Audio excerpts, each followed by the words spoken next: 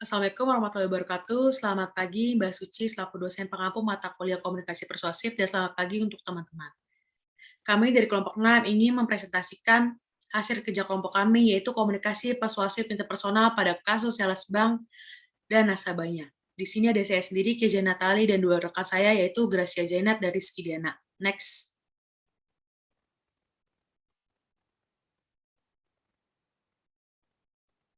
Deskripsi kasus terkini. Sales bank BUMN Putu Lirin Resia Octavia yang melakukan penipuan terhadap nasabahnya yaitu PT Bali Pos dan PT Garuda Indonesia. Kasus yang terjadi pada mantan pegawai sales bank BUMN jika kita lihat dari sisi komunikasi persuasif adalah mengajak orang lain untuk melakukan hal yang seperti itu.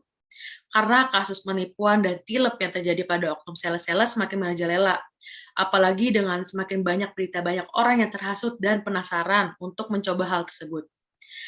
Diberikan yaitu berupa layanan cash pick up dengan layanan jemput setor tunai yang sangat memudahkan nasabah dan mengajak nasabah untuk melakukan permintaan tersebut dengan kemudahan dalam bertransaksi. Awalnya mata sales pegawai BUMN tersebut mengajak dan menawarkan nasabah untuk mengajukan hal tersebut lalu nasabah menyetujuinya. Pelaku melakukan penipuan tersebut pada PT Bali Pos dan PT Garuda Indonesia. Kedua nasabah tersebut tidak merasa curiga atas layanan tersebut dan menyetujui permintaan yang dilakukan. Slide selanjutnya akan dijelaskan oleh rekan saya. Setelah kami berdiskusi, maka dari kasus oknum mantan sales pegawai BUMN, dengan ini melakukan komunikasi persuasif yang dilakukan oleh Putu Ririn Lersia Octavia dalam penipuan dengan nasabahnya melalui proses komunikasi interpersonal. Dalam kasus ini, Putu Ririn Octavia melakukan ajakan kepada nasabahnya, dan nasabahnya menyetujui ajakan komunikasi tersebut. Jadi, hasil diskusi kelompok kami sudah kami lakukan sesuai dengan teori dan konsep terkait komunikasi persuasif interpersonal. Next.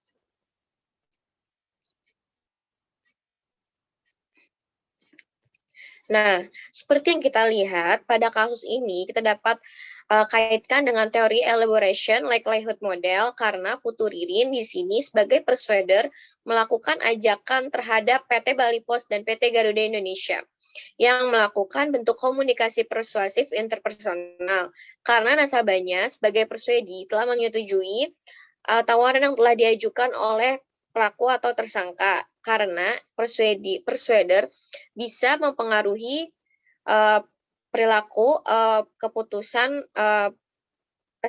nasabahnya melalui pesan persuasi. Karena dalam teori ini, Putu Ririn Lersia meyakinkan dan dapat mempengaruhi persuadi, hingga persuader dapat menyetujui tawaran yang mempengaruhi keputusannya nasabah tersebut. Next. Nah, jadi Putu Ririn Lersia Octavia di sini sebagai persuadi melakukan tawaran layanan cash pick up terhadap nasabahnya yang disampaikan dengan komunikasi persuasi interpersonal. Selain itu, dari kasus ini dapat menyebabkan masyarakat ingin mengikuti jejaknya dan bisa mempengaruhi masyarakat lainnya.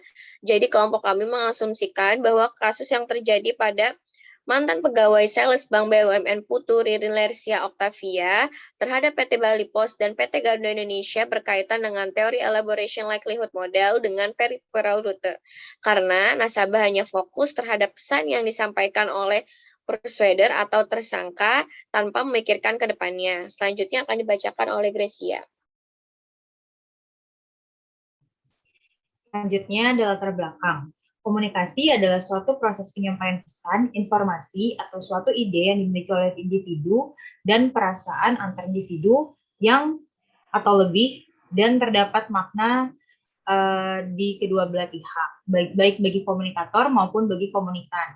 Nah, pesan tersebut dapat disampaikan melalui verbal maupun non-verbal atau menggunakan berbagai media pendukung lainnya untuk mendukung proses komunikasi. Secara harfiah, persuasif memiliki arti yaitu bujukan atau ajakan dan lain sebagainya. Selain itu, persuasif juga memiliki arti yang lain yaitu adanya sebuah proses pesan yang menyebabkan adanya suatu perubahan keyakinan perilaku maupun sikap yang dimiliki seseorang. Komunikasi interpersonal adalah proses komunikasi yang dilakukan antar individu atau lebih. Di dalamnya terdapat proses pertukaran informasi, pendapat, dan perasaan yang berkaitan dengan hubungan pribadi, keluarga, sosial, dan sosial. Selanjutnya ada tinjauan konseptual dan teori. Dalam kasus ini, kelompok kami menggunakan ELM atau Elaboration Likelihood Theory. Teori ini disusun dan dikembangkan oleh Richard Petty dan John T. Cacioppo, yang dapat dikatakan sebagai teori kemungkinan elaborasi dari teori persuasi. Teori elaborasi likelihood model memiliki asumsi bahwa sikap dapat berubah dan dibentuk melalui kemampuan persuader dalam mempengaruhi persuadi melalui pesan persuasi yang disampaikan. Pada dasarnya, ILM merujuk pada bagaimana sikap itu dapat menjadi patokan atas keputusan dan perilaku seseorang. Selanjutnya, konsep yang digunakan yaitu konsep komunikasi persuasi interpersonal adalah yang dimana di dalam proses komunikasi antar pribadi atau kelompok tersebut terdapat unsur persuasif yang dapat mempengaruhi tingkah laku dan cara pandang persuadi atau komunikan. Sekian presentasi dari kelompok kami, kurang lebihnya mohon maaf dan terima kasih.